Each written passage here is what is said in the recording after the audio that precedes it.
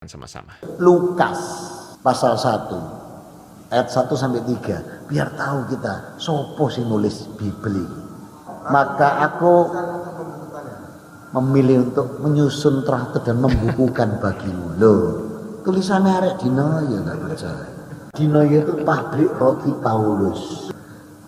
Dia yang nulis ini. Takon-takon apakah dia pernah ketemu Nabi Isa? Enggak pernah. Ketika Nabi Isa diangkat ke langit, 300 tahun kemudian baru ketemu arek sing duwe pabrik roti Paulus. Yes. Berarti tidak pernah ketemu Nabi Isa.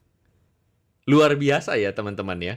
Bagaimana beliau mengatakan bahwa sebenarnya yang menulis kitab Lukas ini adalah Paulus ya, dan dikatakan padahal Paulus itu hidup 300 tahun sesudah Yesus ya.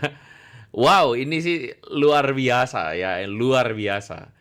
Nah teman-teman, apa yang sebenarnya menjadi fakta dari statement dari Ustadz Bangun Samudra ini teman-teman ya? Nah, bagi saya ini adalah teori konspirasi bangun tidur sekali lagi yang mengatakan bahwa Lukas pasal 1 ayat 1 sampai 3 itu membuktikan bahwa Paulus lah yang menulis Bible ya. Dan dia mengatakan bahwa Paulus tidak pernah ketemu Yesus karena ia hidup 300 tahun sesudah Yesus. Nah, ini adalah satu statement yang bakal kita bahas ya. Apa sih jadi data sejarawan soal masalah atau soal kitab Lukas yang dia katakan itu ya? Nah, ini dinamakan kitab Lukas, seperti kan tadi dia kutip Lukas pasal 1 ayat 1 sampai 3. Dinamakan kitab Lukas karena kepenulisannya itu oleh Lukas ya.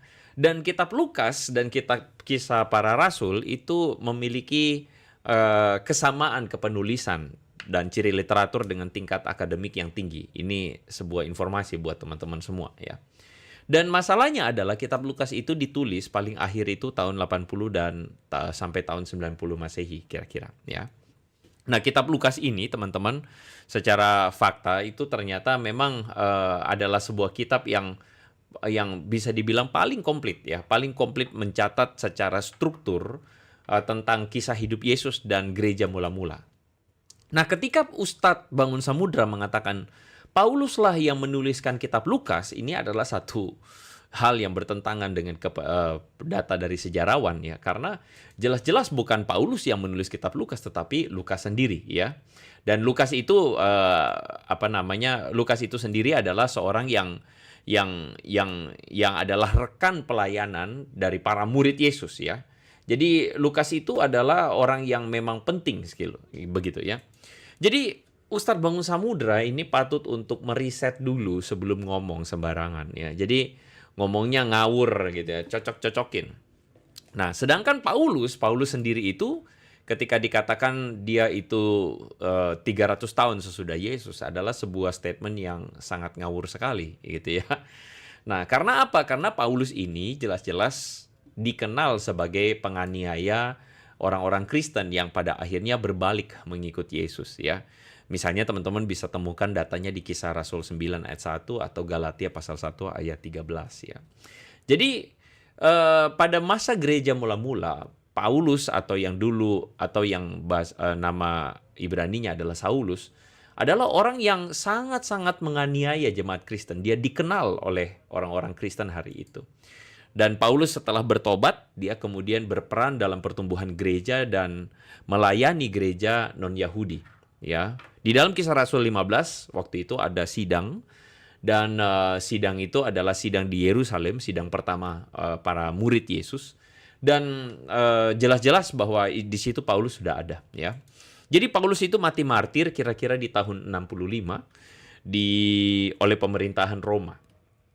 Jadi ketika Ustadz Bangun Samudra mengatakan bahwa Paulus ini nggak pernah ketemu Yesus karena hidup 300 tahun sesudah Yesus adalah sebuah statement yang keliru sekali, sangat keliru. Jadi jelas-jelas Ustadz Bangun Samudra ini tidak pernah riset dan dia ngalantur dan ngawurnya minta ampun. Kalaupun dia adalah seorang mantan pastor yang katanya lulusan S3, kalaupun ada universitas di Vatikan, kalaupun ada, seorang S3 tidak mungkin mengeluarkan statement yang blundernya minta ampun seperti ini. Ya, Jelas-jelas bahwa penulisan yang Ustadz bilang, Bangun Samudra ini bilang bahwa Paulus itu 300 tahun sesudah Yesus, berarti Alkitab ditulis tahun 300 ke atas, itu adalah satu statement yang keliru. Kitab Lukas ditulis pada akhir abad pertama, dan bahkan Paulus pun adalah seorang yang jelas-jelas secara kepenulisan tidak menulis surat Lukas, melainkan Paulus sendiri itu berjumpa dengan murid-murid Yesus yang pertama, ya. Jadi ini adalah sebuah statement yang sangat ngelantur dan kacau sekali, ya. Oke, saya mau sedikit komentar melipir tentang komentar dari Viro, ya. Jadi Viro ini mengatakan, dan lu percaya aja, Andre, kalau Saulus ini bertobat dan berbalik mengikut Yesus, ya. Habis bantai murid-muridnya Yesus, setelah itu bertobat. Nah, justru Viro, ini adalah sebuah kejadian yang kalau Anda berpikir secara logika, tidak ada alasan atau benefit yang dimiliki oleh seorang Paulus untuk menciptakan agama Kristen. Perhatikan itu baik-baik. Tidak ada alasan personal yang dimiliki oleh Paulus. Karena dengan menjadi orang Kristen berarti dia menjadi kelompok yang teraniaya. Dengan menjadi orang Kristen, dia kehilangan karirnya sebagai seorang rabi Yahudi. Sehingga Paulus ini tidak punya motif untuk menciptakan agama Kristen, Viro. Anda baru saja memberikan sebuah alasan bagi kita untuk percaya bahwa ada sebuah kejadian yang luar biasa terjadi pada Paulus sehingga membuat dia berbalik 180 derajat. Karena justru itulah Paulus itu mengalami pertobatan karena dia berjumpa dengan Yesus. Dia mengalami pertobatan 180 derajat dan itu membuat dia akhirnya menjadi seorang rasul dan menyebarkan Injil kepada orang-orang, termasuk orang non-Yahudi. Jadi Viro, Anda baru saja memberikan sebuah peneguhan dan penguatan bagi orang untuk percaya tentang sesuatu yang luar biasa yang terjadi pada Paulus, sehingga membuat dia akhirnya berbalik menjadi orang yang menganiaya, menjadi orang yang akhirnya menjadi kelompok yang teraniaya. Anda baru saja memberikan satu alasan yang logis, ya. Nah, saya yakin bahwa orang Muslim kemudian ada polemikus Muslim yang mengatakan, lah tetap aja kitabnya Kristen ini hasil catatan orang, gitu kan ya. Ini bukan firman Allah, agama editan katanya, ya. Nah, Lukas pasal 1 ayat ini kutipan dari yang saya berikan ya, dari Lukas yang dikutip oleh Ustadz Bangun Samudra tadi.